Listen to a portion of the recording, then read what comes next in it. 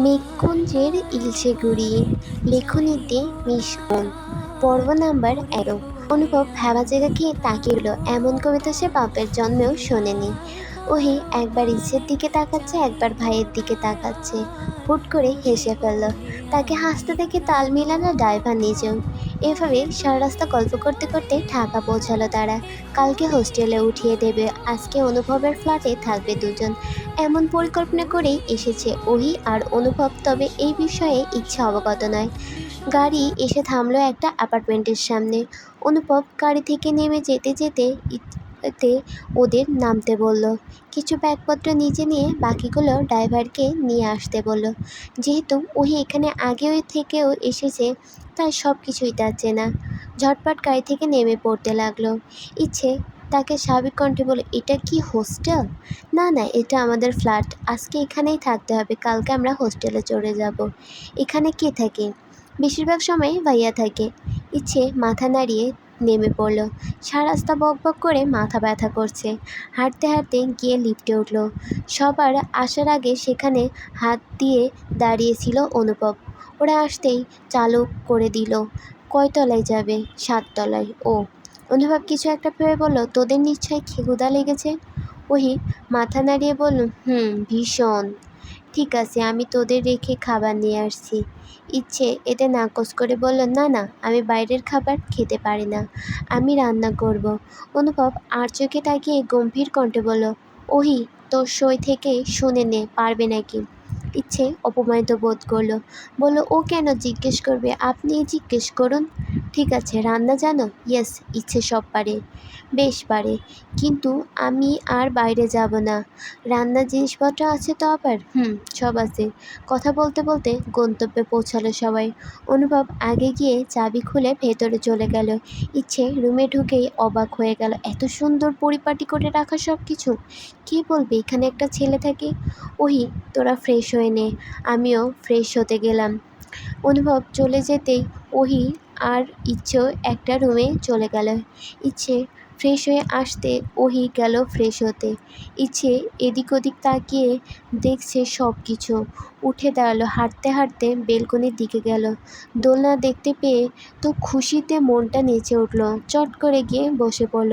চারপাশে দেখতে লাগলো। আশেপাশে শুধু বড় বড় বিল্ডিং আর বিল্ডিং। বেলকনিতে টবে করে বেশ কয়েক রকমের ফুল গাছ লাগানো। চারপাশটা বেশ পরিষ্কার। যে কেউ দেখলে বুঝবে গাছগুলো অনেক যত্ন নেওয়া হয়। টব দেখে একটা কালো রঙের গোলাপ ছিঁড়ে কানে গুঁজল। আজকে প্রথম নিজের চোখে কালো রঙের গোলাপ দেখল। এর আগে কখনো দেখেনি। ইচ্ছে মনে মনে ভাবল, এমপি মহাশয়ের মতো এত সময় নেই, তাহলে এগুলোর যত্ন কে করে? কে আবার নির্ঘাত কাজের লোক? নিজেই নিজেকে প্রশ্ন করছে, আবার নিজেই উত্তর করছে। তার ভাবনার মাঝে ওহি এসে তার পাশে বসল। মেয়েটা সবে গোসল দিয়ে বের হয়েছে। ইচ্ছে তাকে দেখে বলল, কী রে, এই শীতে গোসল করলি নাকি? হ্যাঁ রে, বড্ড ক্লান্ত লাগছিল, এখন অনেক আরাম লাগছে। ইচ্ছে আর কিছু না বলে চারপাশে দেখতে লাগলো। ওহি তার আরেকটু কাছাকাছি বসে বলল, আচ্ছা তুই আমাকে একটা কথা বলতো। ইচ্ছে তার দিকে তাকিয়ে দাঁত কেলিয়ে বলে, একটা কথা? ওহি তার মাথায় একটা চাটি মেরে বলে, আগে শোন ফাজিল। তুই আমাকে ফাজিল বলি?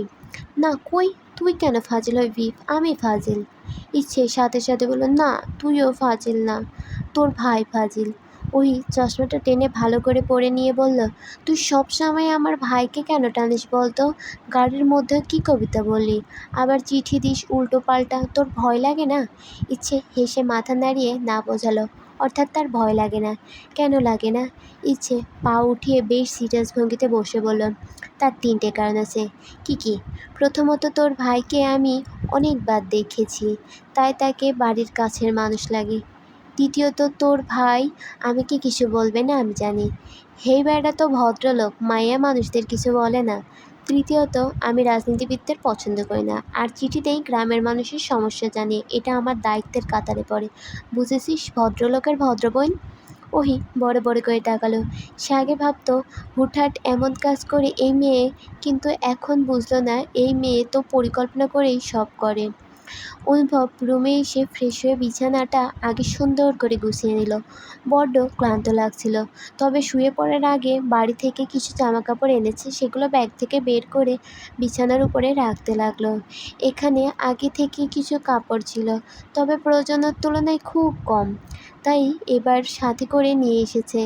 একটা একটা করে কাপড় আলমারিতে তুলে রাখছিল। হঠাৎ পকেট থেকে একটা কাগজ নিচে পড়ে গেল। অনুভব ভ্রু কুঁচকে চেয়ে রইল সেও কিছু সময়, অতঃপর কাগজটা হাতে তুলে নিয়ে গিয়ে বিছানায় বসল। কাগজের ভাঁজ খুলতেই বুঝে ফেলে এটা কে দিয়েছে। পড়তে শুরু করলো। সুঅপ্রিয় এমপি মহাশয়, ভালো আছেন তো? অবশ্য ভালো আছেন, নইলে তো আর দাওয়াত খেতে আসতেন না। পরীক্ষার কারণে এতদিন এলাকাবাসীর সেভাবে খবর রাখতে পারিনি, তাই আপনাকে চিঠিও দেওয়া হয়নি। সে যাই হোক, আগের কাজগুলো দেখলাম ঠিকঠাক করেছেন, চোরটারেও ধরেছেন, কিন্তু আমার সোনার চেন, সেটা তো পেলাম না। সবার জিনিস ফেরত দিলেন, আমারটা কেন দিলেন না? এটা কিন্তু ভারী অন্যায়। কালকে আমি স্বপ্নে দেখেছি আপনি আমার সোনার চেনটা গলে দিয়ে মাঠে দাঁড়িয়ে ভাষণ দিচ্ছেন। এটা আমি কি করে মেনে নিই? তাড়াতাড়ি ফিরিয়ে দেবেন। আর একটা গুরুত্বপূর্ণ কথা, আপনার দলের লোকেরাই বেশি রাস্তাঘাট ময়লা আবর্জনায় ফেলে, তাদের একটু টাইট দিয়ে দিবেন। এবার আসি আরেক কথায়। দাদিজান না বুঝিয়ে কথাটা বলেছে। আপনি হাসলেন কেন? খুব মজা পেয়েছেন না? শুনুন, আমার জামাই হবে একদম নায়কের মতো, বুড়ো টুড়ো হবে না। ভার্সিটিতে উঠেই বিয়ে করে নেব। অবশ্য আমার বিয়েতে আপনাকে দাওয়াত দিব, রান্না বান্না করে দিবেন। শুনেছি আপনি নাকি খুব ভালো রান্না জানেন। আরও আছে, হাতে হাতে খাবার পরিবেশনও করে দেবেন। সবাই কথা সবাই কথা খুশি হবে, কত খুশি হবে জানেন? সবাই বলে, আহা দেখেছো আমাদের এমপি কত দয়াবান, খবরের কাগজে বড় বড় হেডলাইন হবে। 1971 সালে ছিল পাকিস্তান হানাদার, এখন আছে আমাদের এমপি অনুভব মির্জার মতো পাকদার। ইতি। বুঝেই গেছেন, আর বলতে চাচ্ছি না। চিঠি পড়া শেষ হতেই অনুভব শীতল চোখে কিছু সময় তাকিয়ে রইল। কিছু সময় পরে উঠে দাঁড়ালো, আলমারির এক পাশে রেখে দিল। বেডে গিয়ে আবারও বসবে তার আগে কিছু পড়ে যাওয়ার শব্দ পেয়ে রুম থেকে বেরিয়ে পড়ল। রান্নাঘরে যেতেই দেখল ময়দা রাখা টিনের ডিব্বাটা নিচে পড়ে আছে। চারিদিকে ময়দার ছড়াছড়ি। ওহি আর ইচ্ছে দুজনেই বসে ময়দা তুলছে। তা দেখে অনুভব গম্ভীর কণ্ঠে বলল, এখানে কি হচ্ছে? ইচ্ছে প্রচণ্ড বিরক্ত নিয়ে তাকালো। লোকটা কি চোখে কম দেখে নাকি? উঠে দাঁড়িয়ে না তাকিয়ে বলল, কাবাডি খেলা হচ্ছে, খেলবেন? অনুভব বেশ শীতল চোখে তাকিয়ে বলল, 10 মিনিটের মধ্যে আমার সব কিছু ঠিকঠাক চাই। Time start now. বলেই দুধদাম পা ফেলে চলে গেল। ড্রয়িং রুমে সোফায় গিয়ে বসলো। এখান থেকে রান্নাঘরটা পরিষ্কার দেখা যায়। সেদিক থেকে চোখ সরিয়ে ফোনে হাত নিয়ে দেখতে লাগলো। অনুভব শীতল কণ্ঠে বলল, তার মধ্যে কিছুটা ছিল। ইচ্ছে আবার বসে পড়ল। দুজন মিলে সব কিছু পরিষ্কার করে ফেলল। ইচ্ছে ওইকে জিজ্ঞাসা করলো, কি খাবি তুই? তুই চা বানাবি? ঠিক আছে, তাহলে পরোটা, অমলেট আর চা চলবে? চলবে মানে দৌড়াবে। ইচ্ছে কাজে লেগে পড়ল। কিছু একটা মনে হতেই ওহিকে বলল, তোর বদ ভাইয়াটা কি খাবে শুনে আয়। ওহি চেঁচিয়ে বলল, ভাইয়া তুমি কি খাবে?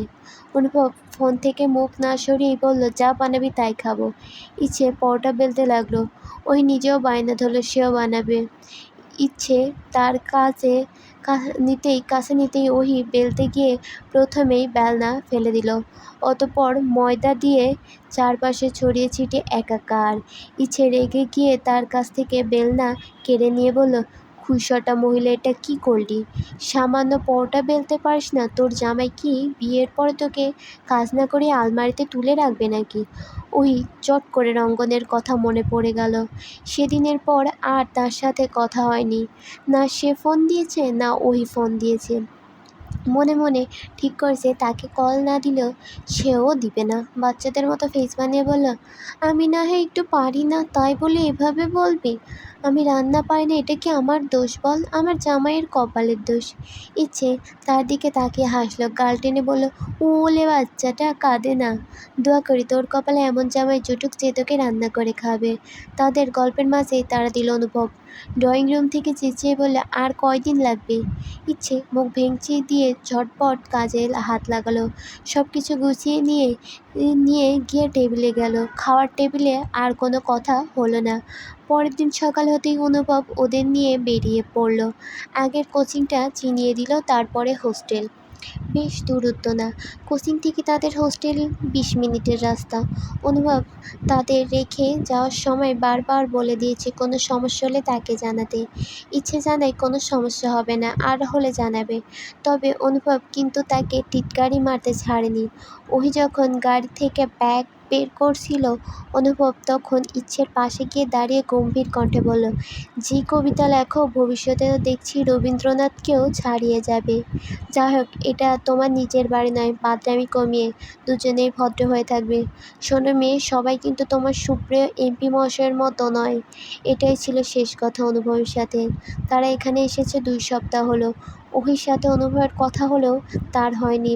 ইচ্ছে আর ওহি 2 বেডের রুম নিয়েছে, তাই সিনিয়র জুনিয়র প্যারা নেই। প্রথম প্রথম বাড়ির জন্য প্রচণ্ড মন খারাপ লাগতো।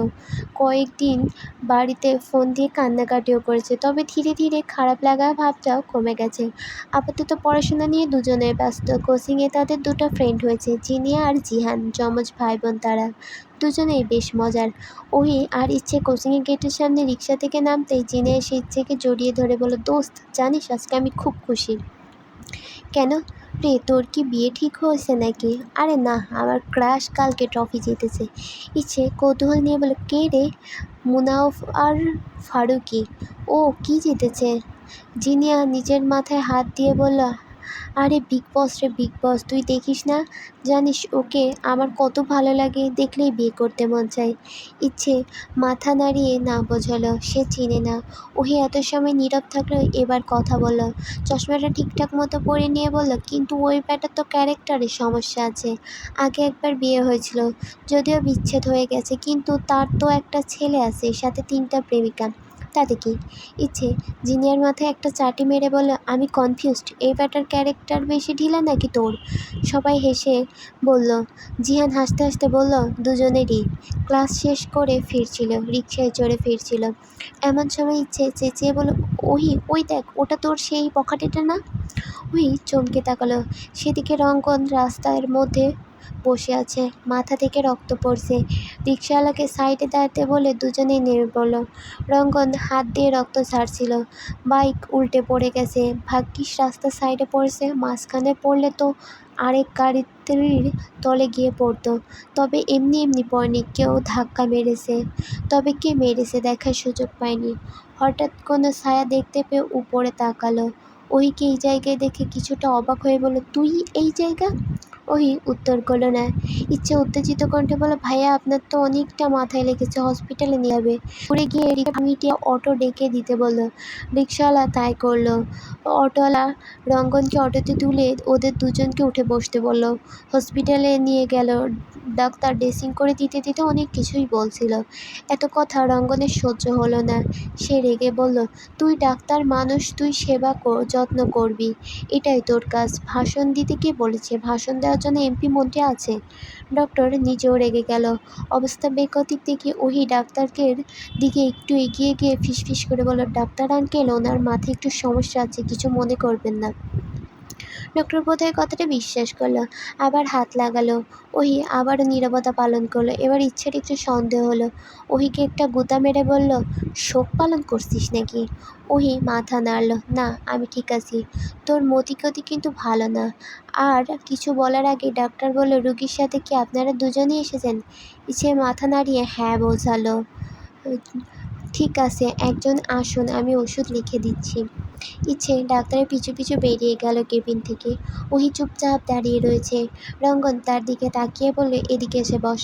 ওহি এগিয়ে গিয়ে দাঁড়ালো, বসলো না। রঙ্গন ধমকে বলল, বসতে বলেছি। ওহি বসে বলল, কিছু বলবেন? তুই ডাক্তারকে কি বললি, আমি পাগল? ওহি দাঁতে দাঁত চেপে বলল, হ্যাঁ বলেছি। এখন কি আমাকে মারবেন? না, একটা কাজ করে দে। কি? একটা সিগারেট এনে দে। ওহির খুব রাগ হলো, কত বড় বিয়াদব, এই অবস্থায় সিগারেট চাই। থমথমে গলায় বলল, না পারবে না, তবে বিষ এনে দিতে পারবো, খাবেন? রঙ্গন হাসলো, বলল, এখন মনে হচ্ছে তুই অনুভবের বোন। ওহি প্রসঙ্গ পাল্টে বলল, আপনার বাড়ির লোকজনকে খবর দিন, আপনার বেডের পাশে ফোন রাখা আছে, কাজ ভেঙে গেছে, দেখুন তো কল দেওয়া যায় কি না, নইলে আমার ফোন নিন। রঙ্গন ফোন হাতে নিয়ে দেখলো অবস্থা ভালো নয়, তবে বোধহয় কল যাবে। বন্ধুর নম্বরে কল দিয়ে তাকে আসতে বলল। ওহি অবাক হয়ে বলল, বাড়িতে না জানে তাদের কেন জানালেন? তোর কোনো সমস্যা আছে? ওহি কিছু বলার আগেই ইচ্ছে আসলো। রঙ্গন দুজনকে তাড়া দিয়ে বলল, তোদের এখন যাওয়া উচিত, আমার বন্ধুরা আমাকে নিতে আসবে। ইচ্ছে মাথা নাড়িয়ে কাগজটা তার হাতে দিয়ে ওইকে ইশারা করলো বেরোনোর জন্য। ওহি চলে যাওয়ার জন্য পা বাড়ালো। তখন পেছন থেকে রঙ্গন বলল, মায়া মানুষ বড্ড চালাক, তোকে বোকা ভেবেছিলাম, তুই তো দেখছিস আরও চালাক।